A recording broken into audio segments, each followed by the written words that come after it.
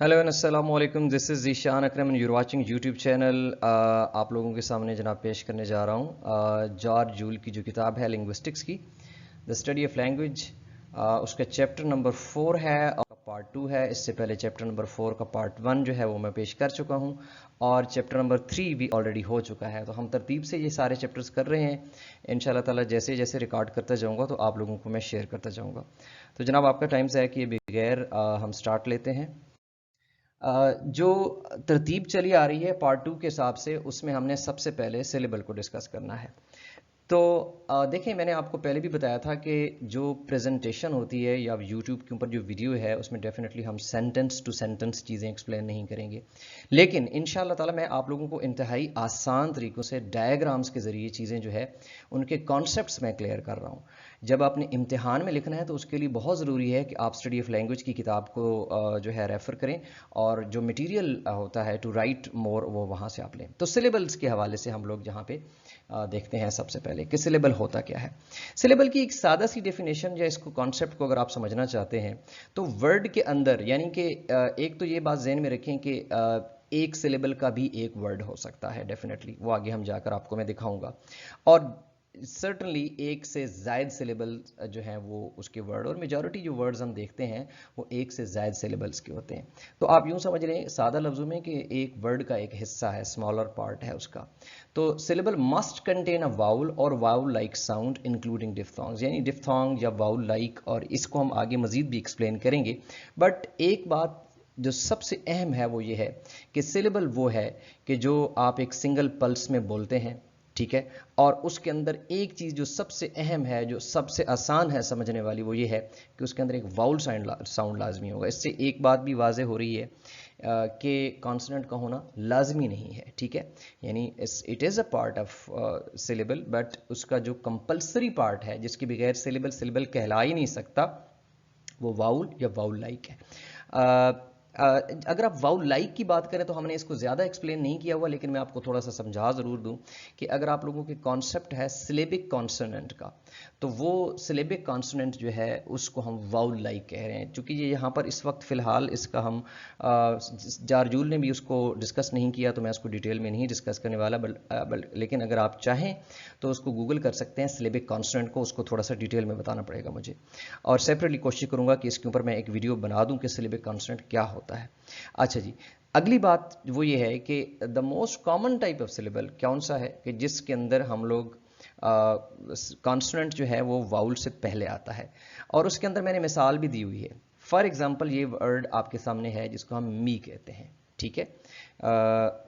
इस वर्ड के अंदर आप देखें तो शुरू में, यानी कि ये वर्ड भी है, वर्ड चूंकि बड़ी टर्म है तो उसके अंदर ये हम इसको सिलेबल कह रहे हैं।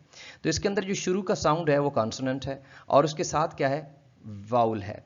तो इसको हम इस तरह लिख रहे हैं सी वी, यानी C is representing consonant and vowel is representing V is representing vowel sound. तो ये सी वी इस तरह लिख रहे हैं। तो ये एक कॉमन टाइप है जिसके अंदर यूजुअली हम लोग शुरू में कॉन्सोनेंट और बाद ये आता है। अब ये है वो एक्चुअल जो स्ट्रक्चर है, जिसको आप स्ट्रक्चर ऑफ सिलेबल भी कह सकते हैं, और बेसिक एलिमेंट्स जो कि आपको समझने हैं। अगर आप ये समझ लें तो आपको सिलेबल का कॉन्सेप्ट सारे का सारा समझ आ जाएगा। सबसे ऊपर जनाब ये है जी सिलेबल। सिलेबल के बुनियादी तौर पर आप इसको दो हिस्से समझ लें। वो क्या है, एक है ऑनसेट और एक है राइम। अच्छा, राइम के मजीद आगे जो है वो न्यूक्लियस और कोडा है। मैं एक एक करके आपको समझाता हूं, सब्र कीजिएगा। अच्छा, अगर कोई यूं करना चाहे कि इसके तीन हिस्से बनाना चाहे, यानी ऑनसेट, न्यूक्लियस और कोडा, तो भी गलत नहीं होगा, याद रहे, ठीक है, ये ठीक होगा। लेकिन जो सबसे ज़्यादा मुस्तनद चीज़ है वो यही है कि आप इसको दो हिस्सों में तकसीम करें कि ऑनसेट और उसके बाद राइम, और फिर राइम को आप फर्दर डिवाइड कर दें न्यूक्लियस और कोडा के अंदर। अब हम समझने की कोशिश करते हैं कि ये हैं क्या। आसान है। न्यूक्लियस सबसे पहले डिस्कस कर लेते हैं क्योंकि ये वो वाउल साउंड है जो एक सिलेबल के अंदर होता है, और इसी वजह से हम ये समझते हैं कि ये जो वाउल साउंड है इसी की वजह से तो ये सिलेबल खड़ा है, क्योंकि अगर वाउल नहीं है तो इट मीन्स कि वो सिलेबल भी नहीं है, 100% बात है। अच्छा, जो ऑनसेट होगा वो वाला कॉन्सोनेंट, यानी ऑनसेट भी कॉन्सोनेंट साउंड है और कोडा भी कॉन्सोनेंट साउंड है, लेकिन ऑनसेट वो कॉन्सोनेंट है जो वाउल से पहले आ रहा है। जैसा कि मैंने पहले आपको मी की एग्जांपल दी जिसमें म साउंड जो है वो वाउल से पहले आ रहा है, शुरू में आ रहा है, तो जो शुरू वाला कॉन्सोनेंट है किसी भी सिलेबल का वो हम ऑनसेट कहते हैं, ठीक है। और इसमें हम जब कभी फोनेटिकली आप लोग जो प्राट सॉफ्टवेयर है उस पर भी इंशाल्लाह ताला मैं सेपरेटली वीडियो बनाऊंगा, जो फोनेटिक्स में बहुत अहम सॉफ्टवेयर है जिसके अंदर आप साउंड्स की एनालिसिस करते हैं, तो उसमें बड़ी अहम चीज़ होती है ऑनसेट टाइम, ठीक है। एनी हाउ वो हमारा यहाँ पे टॉपिक नहीं है। तो ऑनसेट वो वाला कॉन्सोनेंट है जो वाउल से पहले आ रहा है किसी एक सिलेबल में, और जो कोडा है वो वाला कॉन्सोनेंट है कि जो वाउल के बाद आ रहा है। अगर मैं आपको मिसाल देना चाहूँ, इट, जो हम इट, दिस वगैरह के साथ हम इस्तेमाल करते हैं, तो इट में क्या है, शुरू में क्या है, इट के सिलेबल के अंदर वाउल साउंड है, और आखिर पे क्या है, ठ, ठ, यानी ठ साउंड है जो कि टैक्टिक्स में आता है। तो वो ठा क्या है, जो वाउल के बाद आ रहा है, तो वो ठा क्या हुआ, कोडा हुआ। तो ये बात ज़हन में रखें कि ऑनसेट हो या कोडा हो, हैं तो ये दोनों कॉन्सोनेंट्स, लेकिन ये जो है ऑनसेट वो होगा जो वाउल से पहले आएगा, और कोडा वो होगा जो वाउल के बाद आएगा। अच्छा, एक और बात भी ज़हन में बड़ी अच्छे तरीके से बिठा लें कि किसी भी सिलेबल के अंदर एक सिलेबल में एक से ज़ायद वाउल नहीं हो सकता, एक ही वाउल होगा। और वाउल से मुराद, जैसा कि पहले बता चुका हूं कि वाउल से मुराद एक सिंगल प्योर वाउल हो सकता है, डिफ्थोंग हो सकता है, ट्रिफ्थोंग हो सकता है, या फिर कोई वाउल लाइक जिसको हम सिलेबिक कॉन्सोनेंट भी कहते हैं। तो ये जो है ये एक ही होगा। अगर उसमें किसी भी जगह पर कोई भी ऐसा वर्ड आपको सामने दिखने में यूं लग रहा है कि इकट्ठे दो वाउल आ गए हैं, तो इसका मतलब ये होगा कि एक वाउल सिलेबल एंड हो रहा है और दूसरा सिलेबल स्टार्ट हो रहा है। ये मुमकिन नहीं है सिलेबल कि एक ही सिलेबल के अंदर आपको दो वाउल्स हों, एक ही वाउल होगा। लेकिन जहां तक कॉन्सोनेंट की बात है तो याद रहे कि या तो कौन कौन सी सूरतें हो सकती हैं, ये हम आगे मैं आपको बता देता हूं कि कौन कौन सी शक्लें हो सकती हैं, कैसे कॉन्सोनेंट और वाउल का कॉम्बिनेशन हो सकता है। Open end, before we discuss के किस तरह की पॉसिबिलिटीज हो सकती हैं, मैं मजीद कुछ ओपन एंड क्लोज्ड सिलेबल के हवाले से भी डिस्कस करना चाहूंगा। What is open syllable? Open syllable वो होता है जिसके एंड पे कोडा नहीं है, ठीक है। यानी कि वो ऐसा सिलेबल है कि जो कॉन्सोनेंट के जरिए क्लोज्ड नहीं है। फॉर एग्जाम्पल, ये जो कॉन्सोनेंट आपको सिलेबल नजर आ रहे हैं, मी एंड गो, आप देख सकते हैं कि ये म साउंड है और उसके बाद शॉर्ट ई जो साउंड होता है, ठीक है। ये ग साउंड है और उसके बाद ओ डिफ्थोंग होता है जिसको हम गो पढ़ते हैं, ऑफ कोर्स गो नहीं पढ़ते। तो आप देखें कि इनके एंड पे जो है जो इनका स्ट्रक्चर है, इसमें आपको क्या मिल रहा है, ये क्या हुआ, आपका ऑनसेट हुआ यानी शुरू वाला कॉन्सोनेंट, ये क्या हुआ, न्यूक्लियस हुआ, तो कोडा यहां पे नहीं है। इसी तरह गो जो है, इसके अंदर भी ये आपका पहले वाला कॉन्सोनेंट यानी कि ऑनसेट है, और ये क्या हुआ, न्यूक्लियस हुआ यानी कि वाउल साउंड, और यहां पे आपको कोडा नजर नहीं आ रहा। So it is not closed by a consonant. तो ऐसा जो सिलेबल होता है उसको हम ओपन सिलेबल कहते हैं, ठीक है। जबकि क्लोज्ड इसके अपोजिट डेफिनेटली होता है, जिसके अंदर आपको कोडा मौजूद होगा और वो एक किसी कॉन्सोनेंट, एक या एक से ज्यादा कॉन्सोनेंट से क्लोज्ड होगा। फॉर एग्जाम्पल, आपके सामने ये वर्ड मैं आपके सामने पेश कर देता हूं, जॉब। अब इसमें आप देख सकते हैं कि शुरू में जा साउंड है जो कि ऑनसेट हुआ, पहला कॉन्सोनेंट, फिर वाउल हुआ, और फिर कोडा भी मौजूद है यानी फाइनल कॉन्सोनेंट भी मौजूद है। इसी तरह बैट में भी फाइनल कॉन्सोनेंट मौजूद है, इट में भी फाइनल, और ईज में भी। यहाँ पे ऐसे लोग जो कि फोनेटिक्स को बहुत अच्छी तरह नहीं समझते, वो समटाइम कंफ्यूज होके ई लेटर को ये समझ लेते हैं कि शायद ये साउंड है। तो डेफिनेटली जब आप ईज बोलते हैं तो आपका जो फाइनल साउंड है वो ज साउंड है, ना कि ई तो यहाँ पे खामोश है, साइलेंट है। So anyhow this was के what is open and what is closed syllable. अब जनाब आते हैं उसकी जो मैं बात कर रहा था कि पॉसिबल सिलेबिक स्ट्रक्चर्स कौन से हो सकते हैं। तो उसमें हमारे पास सबसे पहले जो है वो ये है जी कि एक ऐसा सिलेबल जिसमें सिर्फ वाउल हो, जैसा कि आए, जिसका मतलब मैं होता है। दूसरी पॉसिबिलिटी क्या हो सकती है कि आपके पास शुरू का ये वाउल यानी कि आपका न्यूक्लियस हो और एंड वाला कॉन्सोनेंट हो यानी कि कोडा, ठीक है। तो वो कौन सा वर्ड है, इट। इसी तरह हमारे पास ऐसा भी हो सकता है कि हमारे पास ऑनसेट हो और न्यूक्लियस तो होना ही है और कोडा ना हो, जैसा कि बी, ठीक है। फिर हमारे पास ऐसा है कि ऑनसेट भी मौजूद है और कोडा भी मौजूद है, जैसा कि बुक, ठीक है। फिर इसी तरह दो कॉन्सोनेंट भी हो सकते हैं, जैसा कि ग, र साउंड, ई साउंड और ना साउंड, यानी दो कॉन्सोनेंट हो गए और कोडा हो गए। सो ये सारे वो पॉसिबल स्ट्रक्चर मैं आपके सामने पेश कर रहा हूं कि जिसमें डेफिनेटली जो सबसे कॉमन चीज है वो वाउल है और उसका होना जरूरी है, लेकिन इसके अलावा ये जरूरी नहीं है कि कॉन्सोनेंट होगा नहीं होगा। अगर होगा तो ऑनसेट होगा, हो सकता है कोडा हो, कोडा ना हो तो ऑनसेट हो, ऑनसेट ना हो तो कोडा हो, और फिर ऑनसेट हो तो एक कॉन्सोनेंट भी हो सकता है, दो भी हो सकते हैं, और फिर कोडा है तो एक भी हो सकते हैं, दो भी हो सकते हैं, तीन भी हो सकते हैं। So this is the possible structures जो कि आपके सामने, और डेफिनेटली इसमें और भी वेरिएशंस हो सकती है। कॉन्सोनेंट क्लस्टर का ताल्लुक इसी से है, और कॉन्सोनेंट क्लस्टर वो होता है, जैसा कि नाम से जाहिर है, कि जब एक से जायद कॉन्सोनेंट्स जो हैं और उनके दरमियान में कोई भी वाउल मौजूद नहीं है और वो इकट्ठे आ जाते हैं, क्लस्टर बना के आ जाते हैं, तो उनको हम कॉन्सोनेंट क्लस्टर कहते हैं। और आपने जैसा कि ये वर्ड आपके सामने है जी 12th स्प्लैश, तो इस स्प्लैश में अगर आप इसी को देख लें तो आपको स साउंड, थ साउंड, ल साउंड, ये इकट्ठे हैं, इनके दरमियान में कोई भी वाउल साउंड नहीं, ये इकट्ठे हैं और ये एक से ज्यादा है, यानी 3 कॉन्सोनेंट है, तो ऐसों को हम लोग कॉन्सोनेंट क्लस्टर्स का नाम देते हैं। अब आ जाते हैं हमारा जो फाइनल आप कह सकते हैं कि जो इस चैप्टर का जो टॉपिक है, जिसको हम को आर्टिकुलेशन इफेक्ट्स कहते हैं। ऐसे इसमें हम तस्करा करेंगे कि जिसके अंदर हम आर्टिकुलेशन जो है, हमारी जो कम्युनिकेशन है, उसको ख़ास तौर पर ख़ास तौर पर जो मैं हम ये जिन चीज़ों का अभी तस्करा करने लगे हैं, इसका ताल्लुक आपकी कैजुअल स्पीच या स्पोकन से है। तो ये कुछ मैं आपके सामने पेश करने लगा हूं, और ये कौन कौन से हैं जनाब आपके सामने? सिमुलेशन है, नेजलाइजेशन है और इलिजन है।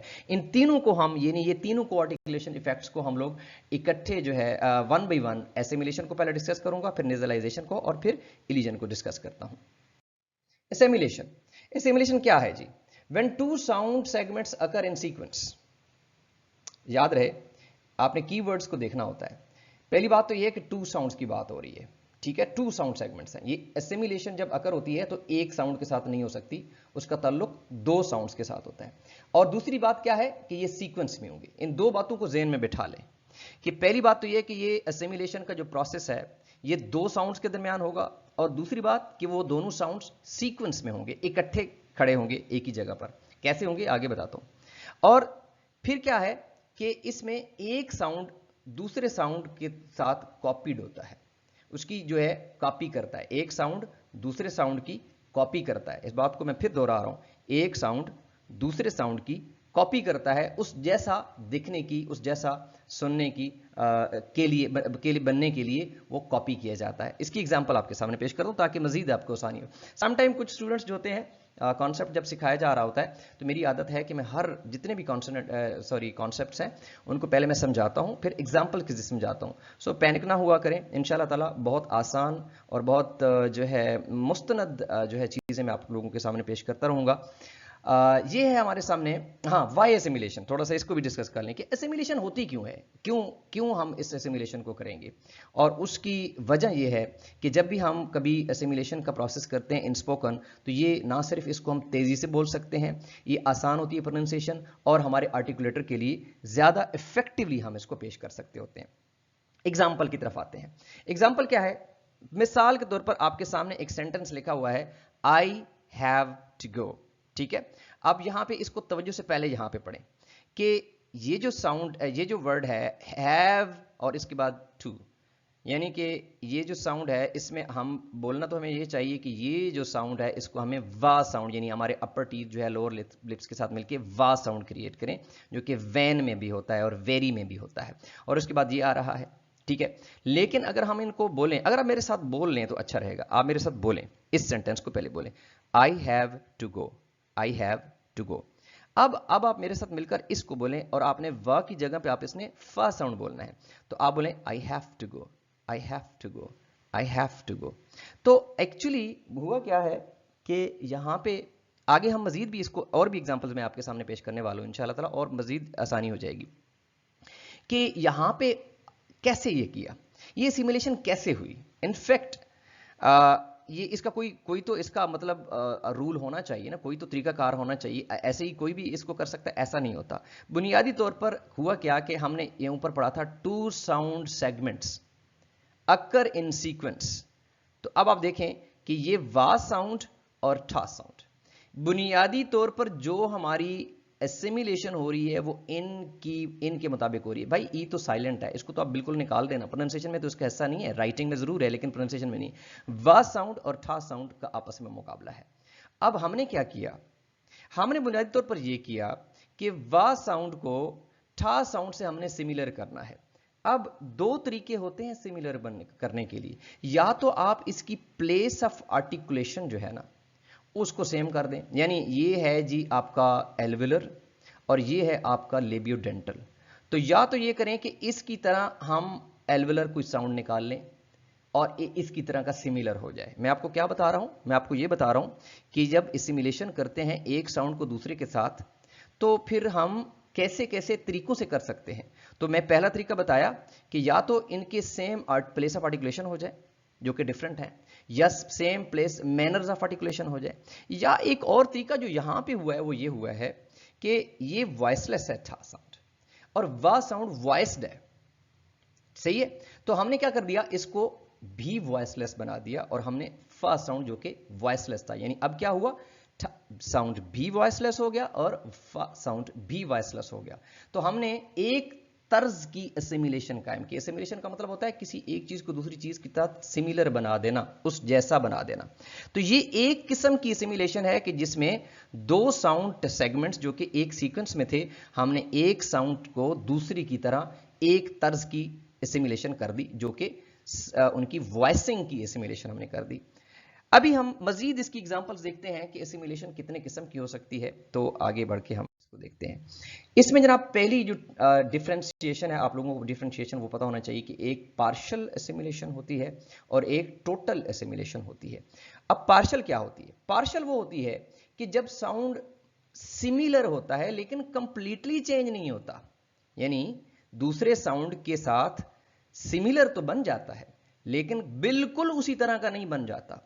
कैसे, फॉर एग्जाम्पल अगर हम इस वर्ड को लें, आपके सामने वर्ड है जी, फ्रेज है 10 बाइक्स, आप मेरे साथ बोलेंगे, अभी बोलें 10 बाइक्स, 10 बाइक्स।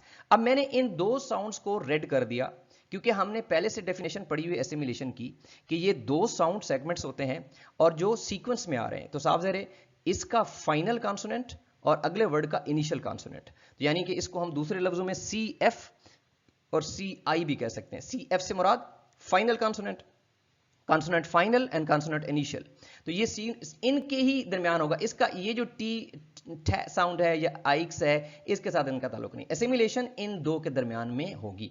तो हमने इसको कैसे किया, अब एक दफा फिर मेरे साथ प्रोनाउंस करें। भाई जब भी मैं आप लोगों को पढ़ा रहा हूं तो ये मैं महज वीडियोस पेश नहीं कर रहा, मेरी कोशिश है मैं आप लोगों को पढ़ाऊं, ठीक है, डेफिनेटली मेरी खुद की भी लर्निंग है। तो आप मेरे साथ पढ़ें इसको, 10 बाइक्स, 10 बाइक्स।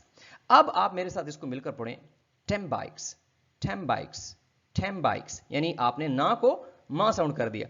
अब समझें इसको, मैंने आपको क्या बताया था कि जब आप एसिमिलेशन करते हैं तो आप तीन किस्म की कर सकते हैं, या तो आप मैनर्स को सेम कर देते हैं, मैनर ऑफ आर्टिकुलेशंस को, या आप प्लेसेस ऑफ आर्टिकुलेशन को सेम कर देते हैं दोनों साउंड्स की, या आप इनकी वॉइसिंग को सेम कर देते हैं।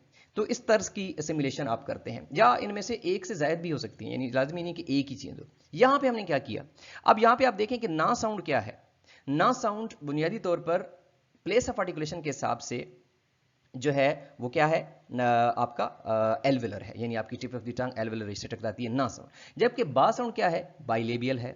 तो हमने ना साउंड को क्या कर दिया, बाइलेबियल बना के मा साउंड कर दिया अपनी आसानी के लिए। मैंने आपको पहले भी बताया कि एसिमिलेशन हम इसलिए करते हैं कि ये आसान होती है प्रोनाउंसिएशन। तो अगर आप फिर से एक दफा दोहराएं मेरे साथ तो आपको महसूस होगा कि 10 बाइक्स की बजाय 10 बाइक्स कहना आसान है। तो आप बोलें जरा 10 बाइक्स, लेकिन अब बोलें 10 बाइक्स, तो आपको फील होगा कि ये वाली जो हमने एसिमिलेशन का प्रोसेस किया ये ज्यादा आसान होगी। तो ये पार्शियल है, क्यों पार्शियल है, क्योंकि ये साउंड है, ये साउंड है, तो कंप्लीटली तो नहीं सेम हुआ ना, कुछ सिमिलर हुआ लेकिन कंप्लीटली उसकी तरह नहीं हो गया। अब आते हैं हम टोटल एसिमिलेशन की तरफ। तो इसके अंदर जो है वो बिकम्स द सेम, उसकी सेम होता है। सीधा हम एग्जांपल पे जाते हैं। अब इसमें अंदर आप एग्जांपल को पढ़ें 10 माइस, ठीक है, 10 और माइस। तो अगेन आपको बताया था कि पहला वर्ड का आखिरी कॉन्सोनेंट और दूसरे वर्ड का शुरू का, यानी सी एफ और सी आई, यही जो दो सेगमेंट्स हैं इनको ही हमने आपस में मिलाना होता है। तो अब आपने क्या किया, ना को हमने मां कर दिया, यानी ये भी मां हो गया और ये भी मां हो गया, तो ये क्या होगी, टोटल एसिमिलेशन। तो अब आप इसको मेरे साथ अगर पढ़ें 10 माइस और फिर पढ़ें 10 माइस, तो आपको फील होगा कि ये ईजियर है, क्विकर है। तो बुनियादी तौर पर जो ये मैं आपको कोआर्टिकुलेशन इफेक्ट्स बता रहा हूं, जिसमें खास तौर पर एसिमिलेशन और इलीजन है, इनका मकसद ही जो है वो आपकी प्रोनाउंसिएशन को, आपकी जो फ्लो है ऑफ स्पीच है, उसको जरा तेज करना और उसको आसान बनाना। अच्छा जी, अब एक और किस्म की एसिमिलेशन है और उसको हम कहते हैं रेग्रेसिव एंड प्रोग्रेसिव एसिमिलेशन। तो अब ये भी देखते हैं कि रेग्रेसिव और प्रोग्रेसिव से क्या मुराद है। सबसे पहले जी रेग्रेसिव, और इसमें क्या होता है कि जो CF होता है ना, यानी फाइनल कॉन्सोनेंट, अभी मैं आपको समझा बैठा हूं पीछे पीछे कि जो पहले वर्ड का आखिरी कॉन्सोनेंट होता है वो क्या करता है, वो CI की तरह का बन जाता है। और ये वही एग्जांपल्स हैं जो मैं पहले पेश कर चुका हूं। यानी रेग्रेसिव, जितनी मैंने आपको पहले एसिमिलेशंस की एग्जांपल्स दी हैं वो सारी की सारी रेग्रेसिव एसिमिलेशन की। और यहां इस टाइप की एसिमिलेशन में हम बुनियादी तौर पर डिस्कस ये कर रहे हैं कि कौन सा कॉन्सोनेंट किसकी तरह होगा, CF CI की तरह होगा या CI CF की तरह होगा, या यूं दूसरे लफ्जों में कि पहले वर्ड का फाइनल कॉन्सोनेंट अगले वर्ड के शुरू वाले कॉन्सोनेंट की तरह होगा, या फिर अगले वर्ड का शुरू वाला कॉन्सोनेंट पिछले वर्ड के फाइनल कॉन्सोनेंट की तरह होगा। ठीक है, तो ये रेग्रेसिव में ये होता है कि CF जो होता है यानी final consonant of the first word becomes like the initial consonant of the next word. तो एग्जांपल वही है जिसमें हम लोग लव मी है तो इनटू लव मी हो गया। ठीक है, यानी हमने ये देखे ना, ये CF हो गया, ये इस सिलेबल का या इस वर्ड का फाइनल कॉन्सोनेंट है और इसको हम इसी वजह से CF बोल रहे हैं। और ये क्या हुआ, ये आपका नेक्स्ट वर्ड का इनिशियल कॉन्सोनेंट है जो कि CI है। तो हमने चेंज किसको किया, हमने इसको चेंज किया, यानी CF चेंज हुआ। तो जब CF चेंज हो रहा है CI को मीट करने के लिए, तो उसको हम लोग रेग्रेसिव एसिमिलेशन कहेंगे। जबकि प्रोग्रेसिव डेफिनेटली इसके उलट होनी है और उसमें क्या होगा कि हमारा जो CF है वो चेंज हो जाएगा, सॉरी CI जो है वो चेंज हो जाएगा CF की तरह। अब क्या होगा, अब उलट हो गया जो पहले हम पढ़ रहे थे। तो इसमें जो एग्जांपल आपके सामने है वो ये वर्ड है, आप देखें रीड दीज। अगर आप इसको देखें तो ये हमारा CF है, ड साउंड हमारा क्या है CF, और यहां पे द साउंड जो है ये हमारा CI है। तो यहां पे इसकी जो आप फोनेटिक ट्रांसक्रिप्शन भी देख सकते हैं कि ये डा साउंड रीड और दीज, इसको हम कैसे बना देते हैं, हम इसको रीड डीज, यानी कि हमने द साउंड को चेंज करके डा बना दिया, यानी कि हमने CI को CF की तरह बना दिया। तो ये हमारी जो इस तर्ज की एसिमिलेशन होती है वो हमारी प्रोग्रेसिव एसिमिलेशन होती है। आगे बढ़ते हैं, ये कुछ एग्जाम्पल है, मैं इसको एक्सप्लेन नहीं करने लगा। और इसमें एक चीज जो देखने वाली वो ये है कि एक वर्ड के अंदर से भी हम कुछ कर सकते होते हैं। यानी अभी तक तो मैं जो आपको बता रहा था वो दो वर्ड्स के दरमियान था, लेकिन यहाँ पर कुछ ऐसी एग्जाम्पल्स भी मौजूद हैं। आप इसको पॉज करके और ये कुछ और एग्जाम्पल्स हैं, कुछ एक्सेप्शंस हैं, उसको आप लोग खुद से देख सकते हैं, क्योंकि ये मैं कॉन्सेप्ट आपको दोहरा बैठा हूँ। रिक्वेस्ट है आप लोगों से, मैं आपकी स्क्रीन पर ये सारी वो चीज़ें जो मेरे चैनल पर हैं, मैं एक नया यूट्यूबर हूँ लेकिन बहुत अरसा से पढ़ा रहा हूँ, PhD लिंग्विस्टिक्स जो है कर रहा हूँ, और जो है ये मेरा कंटेंट है, आपको मैं कोशिश करता हूँ कि अच्छी चीज़ें पेश करूँ आपका टाइम ज़ाय किए बगैर। तो आपसे रिक्वेस्ट है कि इस चैनल को बढ़ाने में मेरी मदद करें इंशाल्लाह ताला। लिंग्विस्टिक्स और लिटरेचर ख़ास तौर पर और बाकी जितनी भी चीज़ें हैं उसके लिए मैं आपको अथेंटिक चीज़ें पेश करता रहूँगा। इलीजन की तरफ आते हैं, और ये हमारा कोआर्टिकुलेशन फैक्ट्स जो है उसके अंदर जो है दूसरा पॉइंट है। और इसके अंदर बुनियादी तौर पर अब अगर आप देखें ना, तो हमने जो एसिमिलेशन में हमने क्या किया था कि हम चीज़ों को एक साउंड को दूसरे साउंड की तरह सिमिलर बनाने के चक्कर में रहे।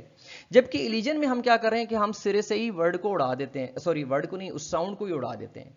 मकसद हमारा फिर भी वही है कि प्रोनाउंसिएशन को आसान बनाना, क्विक बनाना। दोनों में, एसिमिलेशन और इलीजन में, दोनों में मकासद यही है। लेकिन एसिमिलेशन में हम एक और तरह से अपनी प्रोनाउंसिएशन को इजी बना रहे हैं कि हम CI को CF या CF को CI की तरह बना रहे हैं। जबकि यहाँ पे हम किसी एक कॉन्सोनेंट या पार्ट ऑफ जो है कॉन्सोनेंट वाउल जो भी है उसको हम बिल्कुल सिरे से ही उड़ा देते हैं। तो ये इलीजन कहते हैं। सो इलीजन बुनियादी तौर पर डिलीशन होती है। ठीक है, तो इसकी हम कुछ एग्जांपल्स जो है, अगेन वही बात है कि आसान करने के लिए हम इसको करते हैं। एग्जांपल क्या है जी, अगर ये वर्ड, अगर ये फ्रेज आप पढ़ें, I don't know, I don't know को हम क्या कर रहे हैं, आई डोंट नो, यानी आपने यहां पे क्या किया, डोंट नो को आपने डोनो कर दिया।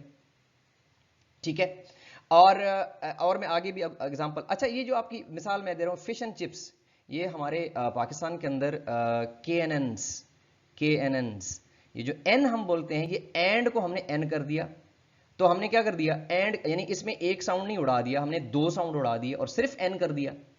So these are some of the examples कि जो हम अपनी आसानी के लिए, बजाय इसके कि वो कहते fish and chips, for example fish and chips, तो उन्होंने क्या कर दिया, fish and chips, fish and chips. और अगर वो के एंड एन्स बोलते तो उसकी बजाय उन्होंने क्या कर दिया, के एन एन्स, के एन एन्स। सो एन खास तौर पर बड़ी मशहूर इलीजन की एग्जांपल है जिसके अंदर हम डिलीशन कर देते हैं। और भी कुछ देता हूं आपको एग्जांपल्स।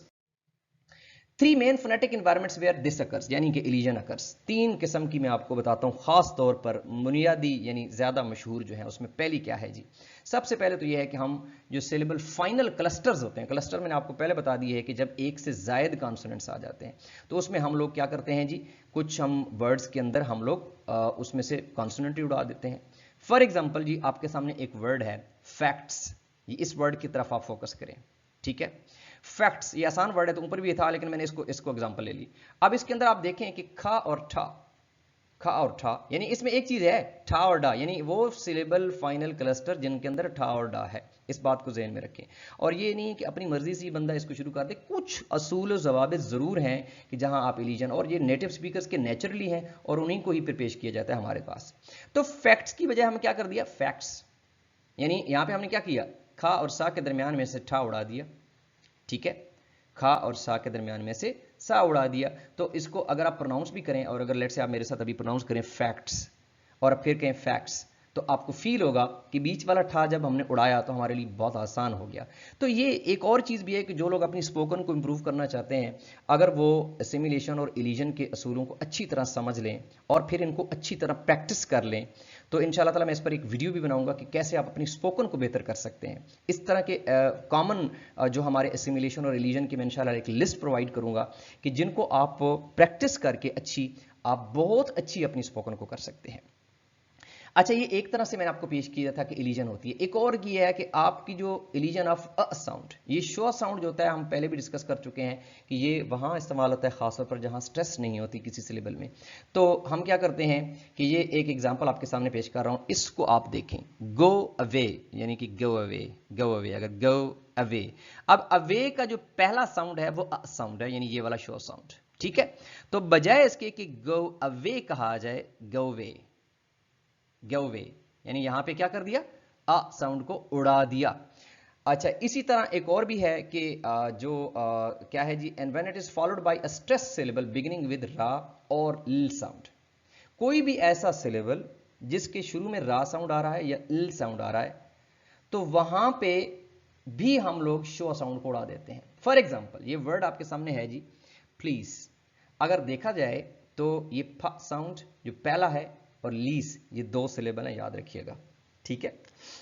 अब ये आपने वो वाला वर्ड जो मैंने आपको कहा था कि वाउल्स लाइक, तो यहां पे फ साउंड के बाद हमने शो साउंड को उड़ा दिया और फोनेटिक ट्रांसक्रिप्शन में हमने सिंपल इसको, बजाय इसके कि हम इसको प्लीज कहते हैं, हम प्लीज प्लीज प्लीज कहते हैं, यानी फा साउंड के बाद चूंकि ये साउंड इतना वीक है कि अगर इसको उड़ा भी दिया जाए तो इतना खास महसूस नहीं होता, लेकिन हकीकत ये है कि हमने यहां पे इसको डिलीशन की है, हमने इलीजन का प्रोसेस किया है। एनी हाउ, आगे बढ़ते हैं। और लॉस ऑफ एच, जो हा साउंड है, by the way it's not H, it's हा साउंड, तो हा साउंड की भी हम करते हैं। For example, he passed his exam या एग्जाम की बजाय हम यहां पे क्या कर रहे हैं, he passed is exam, he passed is, passed is यहां पे इज कह रहे हैं, हम हिज नहीं कह रहे, ठीक है। और ये अगेन अगर आप मैं बता दूं कि ये बुनियादी तौर पर नेटिव स्पीकर्स जो होते हैं तो ज़्यादातर इसको इस्तेमाल करते हैं क्योंकि वो इसमें बहुत ज़्यादा फ्लुएंसी के साथ, और जो हमारे उर्फ़ आम में अक्सर औक़ात कहते हैं कि जी अंग्रेज जब बोल रहे होते थे अल्फाज को खा रहे होते हैं, वो खाना नहीं होता, इनफैक्ट वो यही होता है, एसिमिलेशन और इलीजन होती है जिसको हम लोग कहते हैं कि शायद वो अल्फाज को ही खा गए। ये अगेन कुछ एग्जांपल्स हैं जो कि आप स्क्रीन को पास करके और आराम से आप कुछ एग्जांपल्स देख सकते हैं। बहुत अच्छी एग्जांपल इसके अंदर मौजूद हैं जिसमें आपको बताया गया है कि पहले इलीजन से पहले इसकी प्रोनाउंसिएशन क्या थी और जब इलीजन की गई तो फिर इसकी प्रोनाउंसिएशन कैसे रहेगी। ये एग्जांपल बहुत अच्छी एग्जांपल्स हैं। नेजलाइजेशन एक और कॉन्सेप्ट है जो कि लास्ट है हमारी वीडियो का इंशाल्लाह ताला, कि नेजलाइजेशन कैसे होती है। नेजलाइजेशन बुनियादी तौर पर यह होती है कि आप किसी भी एक वर्ड को जो है नेजलाइज्ड कर देते हैं या नेजल कैविटी की तरफ से साउंड आता है। अगर आप, मैं इसकी थोड़ी सी डेफिनेशन पढ़ाता हूं और फिर मैं आपको इस डायग्राम के जरिए समझा दूंगा तो बहुत आसान हो जाएगा आपके लिए। अगर आप देखें इसको तो nasalization is the production of the sound while the velum is lowered, यानी ये आपकी जो है वीलम, ठीक है, इसको हम लोड कर देते हैं सो दैट जो है it air escapes through the nose during the production of the mouth. तो अब आप थोड़ा सा मैं इस डायग्राम के जरिए समझाता हूँ, ये आसानी से समझ आ जाएगा।